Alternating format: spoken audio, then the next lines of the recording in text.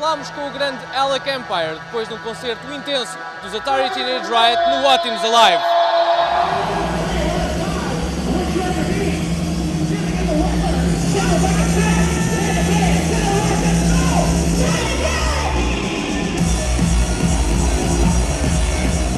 How was the show? I think it was great. Like, I liked it. You know, we play these two types of shows. Like, some are more like rock, kind of like punk rock, and then the kind of electronic stuff.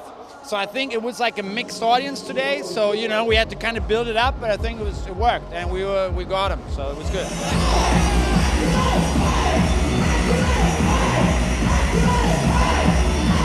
When I bought The Future of War back in '97. You did, huh? Yeah, I did. I was only. I don't believe it. No, I was only 16. It's true. Ah, you were. Really? Yeah. When I bought the album, I thought like it was one of the most intense things I've ever heard. Do you think like the time you were gone, or at least not active, do you think there were things that reached similar levels of intensity, for instance? For me, it's hard to say because like my own music doesn't feel that intense to me. Like. Really? It feels like normal. So, but I think what happened is that more people, you know, I think music is like a language, and certain ideas just come up and they get absorbed by other people and adapted. And I think we've seen a lot of electronic acts who were like, okay, I like parts of Atari Teenage Riot, so let's take some of these parts and you know, take them as influences.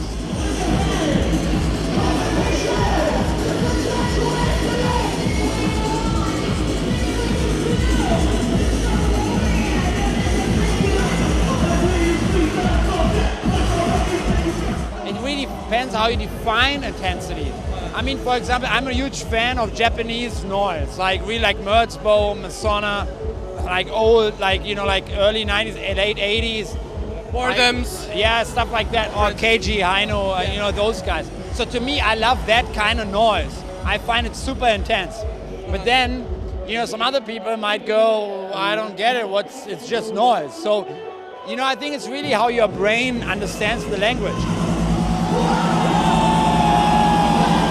And it's not a sport, you know, it's really how much you enjoy it. You know, I think Atari Teenage Riot was always had these both sides. It's like some stuff was very extreme, and then but we also had the songs. You know, like Speed is a good example, or Destroy 2000 Years of Culture, or stuff like that, which are real songs in a way. So I think the audience, there are sometimes people who look for that next level of, you know, the harder you can get. But then there are other people who just enjoy the song. It's kind of like a code sometimes, like certain dance music you start listening to, and then it kind of clicks, and then you can really listen to the subtext, you know? Yeah, of course. Yeah. I mean, there's a lot of, we call it hidden codes in our music. References that people who know, they understand them. Some outsiders sometimes don't understand the secret language. For example, there's a lot of that stuff on the new record. There's a song called Collapse of History. And it's really goes back in the way to the early days of Atari Teenage Riot, where we really came from the techno scene, and you know, we incorporated like this big like war chant, like where I did these like 40 vocal takes, so it's like almost like a football stadium or something. Yeah. And you know, it's a little bit like a link to songs like Kids Are United or stuff like that.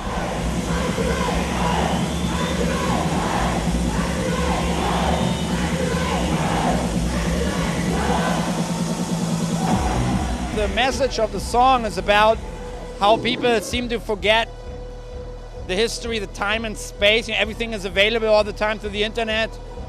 You know, it's almost like when you talk to somebody who's maybe like 15, 16 years old, they don't know where to place certain music, because for them maybe Billie Holiday is the same as Rolling Stones or Atari Teenage Riot.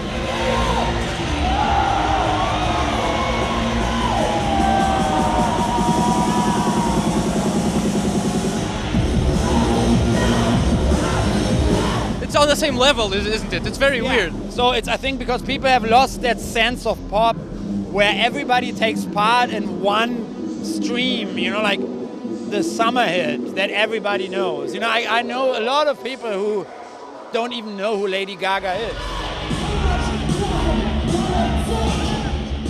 so fragmented because you can go to the internet and just listen to the music you want to. And so a lot of people just live in these fragmented scenes in a way. And I think that's a healthy thing. I think many people find their own taste of music now. Why maybe 20 years ago or 10 years ago, it was always a reaction to the mainstream. You know, I think that has really changed.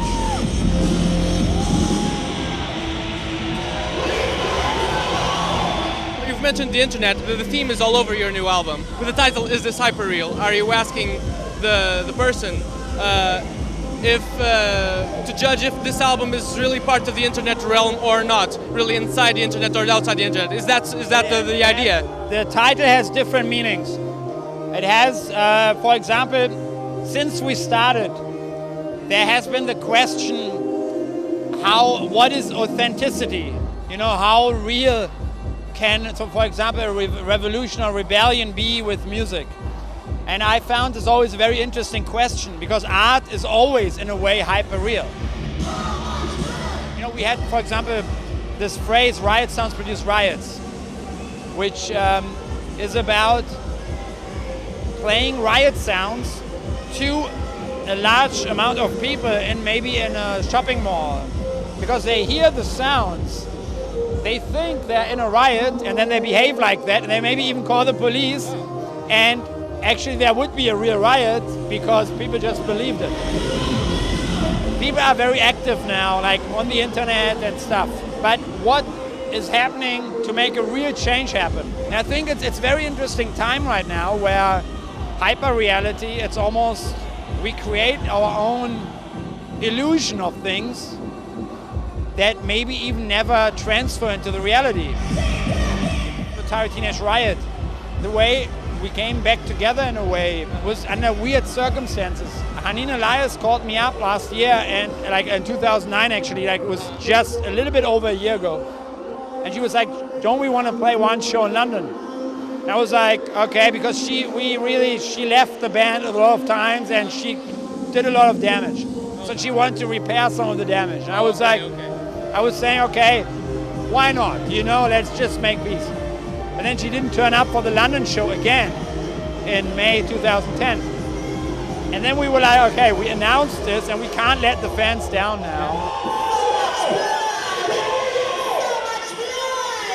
We just went on stage and played the show, and it was very strange, the experience, because we faced a new audience who came because of maybe like MIA, Crystal Castles, Pendulum, all these new acts. And it was a different lineup in the band, but it worked and it felt like a new thing. So there's no plan, like a career or comeback plan. We just do it because it seems people want that musicians express these ideas in music.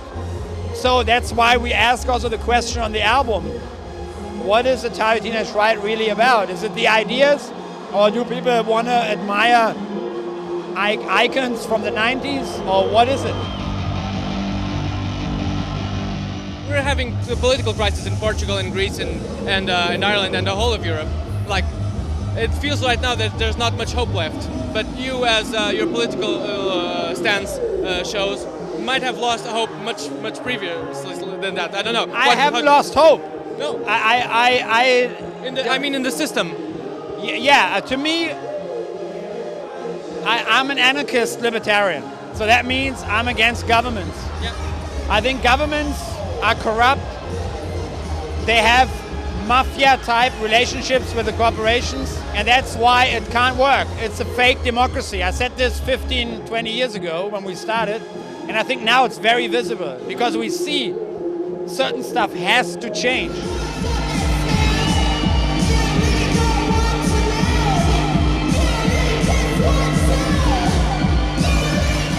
What we have to do, we have to teach kids and people how to respect each other.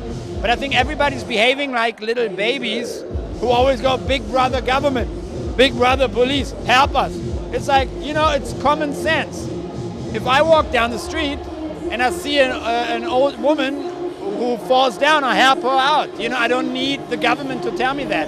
And I think it's a lot of that thinking in our societies and I think Portugal is the same as Germany in a way, where people just don't understand that they can take responsibility themselves.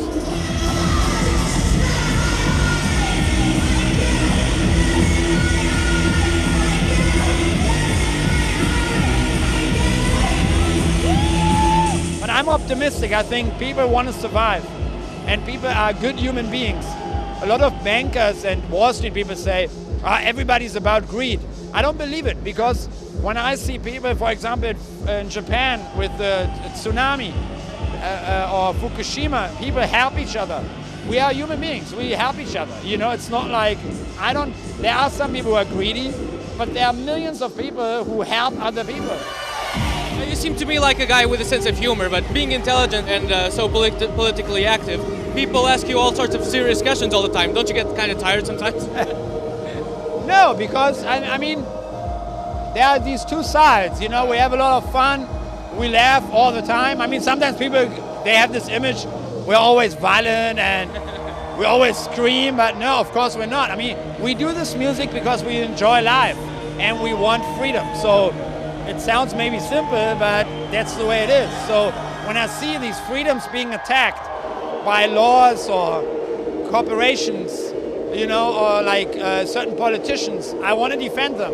And that's a serious thing, but that doesn't mean I sit in my room all day and I'm depressed. Actually, it's really good to be active, because you know, you understand, you can't change maybe everything in one day, but you can change a lot of things in your surrounding. And I think if everybody would think like that, a lot of things would be better.